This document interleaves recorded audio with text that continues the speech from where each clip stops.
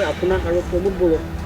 নীৰৱ ভূমিকা লোৱা বুলি কিন্তু এটা অভিযোগ তুলি আহিছে যিহেতুকে আপুনি সেইখন মঞ্চৰ পৰা ওলাই আমি তেওঁলোকৰ নিচিনা চিঞৰ বাখৰ নকৰোঁ চিঞৰ বাখৰ কৰি কাম নকৰোঁ আমি কাম কৰোঁ মনে মনে কৰোঁ ইউএলব আছিল নে নাছিল অনুসন্ধানৰ দ্বাৰাহে তাৰ তথ্যটো আহিব সেইকাৰণে আমি নহয় বুলিও ক'ব বিচৰা নাই বা হয় বুলিও ক'ব বিচৰা নাই ৰঞ্জন দৈমাৰী মুক্তি কৰিবৰ কাৰণে সশস্ত্ৰ সংগ্ৰামৰ প্ৰয়োজন নেকি যিহেতু তেওঁক আইনীভাৱে আবদ্ধ কৰা হৈছে আৰু তেওঁক উলিয়াব লাগিলে আইনীভাৱে উলিয়াব লাগিব সশস্ত্ৰ সংগ্ৰাম কৰি ধৰ্ণা কৰি প্ৰচেছন কৰি কোনো কনভিক্টেড মানুহক মুক্ত কৰিব নোৱাৰি আৰু সেইটো কোনোবাই যদি ভাবি পেলাই কাম কৰিছে তেতিয়াহ'লে তেওঁ মূৰ্খৰ স্বৰ্গত বাস কৰিছে তেওঁলোক নিজে ওলাই আহিছে নে কাৰোবাৰ প্ৰৰোচনাত ওলাই আহিছে এইটো অলপ সন্দেহৰ আৱৰ্ত আছে তেওঁলোক নিজে নিজে সশস্ত্ৰ সংগ্ৰাম কৰিবলৈ ওলাই অহা নাই কিন্তু আঁৰত কোনোবা ৰাজনৈতিক চক্ৰ আছে তেওঁলোকে নিজৰ গাদীৰ কাৰণে নিজৰ ক্ষমতা লোভৰ কাৰণে তেওঁলোকক ব্যৱহাৰ কৰিবলৈ উচতাইছে আৰু তাৰ ফলত ইয়াৰ জন্ম হৈছে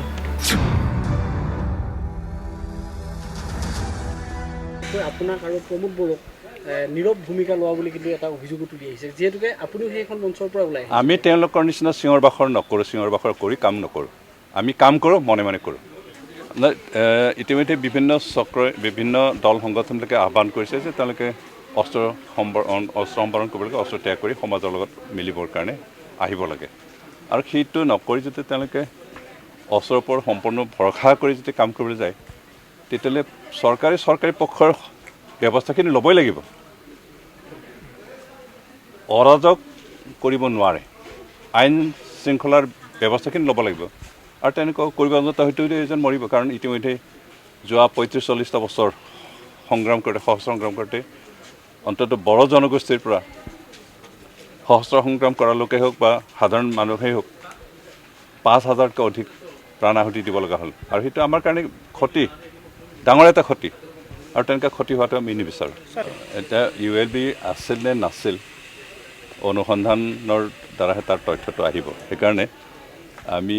নহয় বুলিও ক'ব বিচৰা নাই বা হয় বুলিও ক'ব বিচৰা নাই যিহেতু অনুসন্ধান কৰিব তদন্ত আয়োগ গঠন কৰিছে তাৰ এই গোটেইখিনি তথ্যৰ পোহৰলৈ আহিব আৰু তেতিয়া আমি ক'ম তেওঁলোক ইউএলবিৰ সদস্য আছিল নে নাই আপোনালোকে চবেই জানে মানুহৰ দুটা চৰিত্ৰ থাকে doctor Jekyll and mister Hyde mister হাইটটো কোনেও নেদেখে ডক্টৰ জেকিলটোহে দেখে এতিয়া তেওঁলোকৰ সেইটো ধৰক ৰাতি তেওঁলোকে কি কৰিছিল কি নকৰিছে সেইটো বেলেগে নাজানে সেইকাৰণে দিনৰ পোহৰত তেওঁলোকে ভাল কাম কৰিছে সেইটো জানিছে সেইকাৰণে বহুতে ভাবিছে যে তেওঁলোক সাধাৰণ মানুহ আছিল এতিয়া ৰাতি কি কৰিছে আমিতো নাজানো কোনেও নাজানে এতিয়া দিনৰ কামৰ ওপৰত নিৰ্ভৰ কৰি তেওঁলোকে নিৰ্দোষী বুলি কোৱাটো আচলতে যুক্তিকৰ নহয় ৰঞ্জন দৈমাৰী মুক্তি কৰিবৰ কাৰণে সশস্ত্ৰ সংগ্ৰামৰ প্ৰয়োজন নেকি মই উল্টাকৈ প্ৰশ্ন কৰিব বিচাৰিছোঁ যিহেতু তেওঁক আইনীভাৱে আবদ্ধ কৰা হৈছে আৰু তেওঁক উলিয়াব লাগিলে আইনীভাৱে উলিয়াব লাগিব সশস্ত্ৰ সংগ্ৰাম কৰি ধৰ্ণা কৰি প্ৰচেছন কৰি কোনো কনভিক্টেড মানুহক মুক্ত কৰিব নোৱাৰি আৰু সেইটো কোনোবাই যদি ভাবি পেলাই কাম কৰিছে তেতিয়াহ'লে তেওঁ মূৰ্খৰ স্বৰ্গত বাস কৰিছে ভাৰত এখন আইন শৃংখলা থকা দেশ ইয়াত কোনো ঘটনা আইনৰ বাহিৰত নহয় ৰঞ্জন দৈমাৰীক আইনীভাৱে আবদ্ধ কৰি ৰখা হৈছে কিন্তু তেওঁ উলিয়াবৰ কাৰণে আইনী প্ৰক্ৰিয়াৰে তেওঁক উলিয়াব লাগিব আৰু সেইকাৰণে সশস্ত্ৰ সংগ্ৰাম কোনো প্ৰয়োজন নাই সশস্ত্ৰ সংগ্ৰামৰ জৰিয়তে তেওঁক চৰকাৰে অন্ততঃ আইনী প্ৰক্ৰিয়াৰ মেৰ পাকৰ পৰা উলিয়াই আনিবৰ কাৰণে যিখিনি প্ৰচেষ্টা চলাইছে তাত বাধাগ্ৰস্ত হ'ব আৰু এই মুহূৰ্তত সশস্ত্ৰ সংগ্ৰামৰ কোনো প্ৰয়োজন নাই কিন্তু দেখা গৈছে যে BTAD অঞ্চলত সশস্ত্ৰ সংগ্ৰাম আকৌ জন্ম ল'বলৈ ঘোষণা কৰিছে সেইটো গোটেই অঞ্চলৰ কাৰণে এটা দুৰ্ভাগ্যজনক আৰু BTAD অঞ্চলৰ কোনো জনগোষ্ঠী কোনো সমাজে তেওঁলোকক গ্ৰহণ নকৰে তেওঁলোকক সমৰ্থন নকৰে আজি তেওঁলোক নিজে ওলাই আহিছে নে কাৰোবাৰ প্ৰৰোচনাত ওলাই আহিছে এইটো অলপ সন্দেহৰ আৱৰ্ত আছে আমি যিখিনি অনুভৱ কৰোঁ তেওঁলোক নিজে নিজে সশস্ত্ৰ সংগ্ৰাম কৰিবলৈ ওলাই অহা নাই কিন্তু আঁৰত কোনোবা ৰাজনৈতিক চক্ৰ আছে তেওঁলোকে নিজৰ গাদীৰ কাৰণে নিজৰ ক্ষমতা লোভৰ কাৰণে তেওঁলোকক ব্যৱহাৰ কৰিবলৈ উচতাইছে আৰু তাৰ ফলত ইয়াৰ জন্ম হৈছে আৰু তেওঁলোকৰ প্ৰৰোচনাত পৰিয়ে দুগৰাকী নিৰীহ যুৱকৰ প্ৰাণহানি হ'ল আৰু সেইটো আমাৰ কাৰণে বৰ ক্ষতিকাৰক।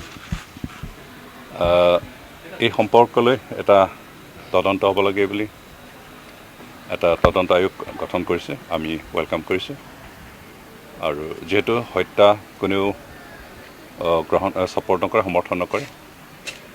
যি দুগৰাকীৰ মৃত্যু হ'ল তেওঁলোকৰ মৃত্যুৰ ওপৰত তদন্ত আয়োগ তদন্ত হোৱাটো উচিত আৰু তেতিয়া সত্যতা প্ৰকাশ কৰিব। আৰু যদি কোনোবা দোষী হয় বেআইনীভাৱে যেতিয়া মিডিয়াবিলাকে যেনেকৈ ওলাইছে ফেক এনকাউণ্টাৰ বুলি, সেইটো যদি সঁচা প্ৰমাণিত তেতিয়াহ'লে আইনমতে তেওঁৰ ওপৰত শাস্তি দিয়া হ'ব।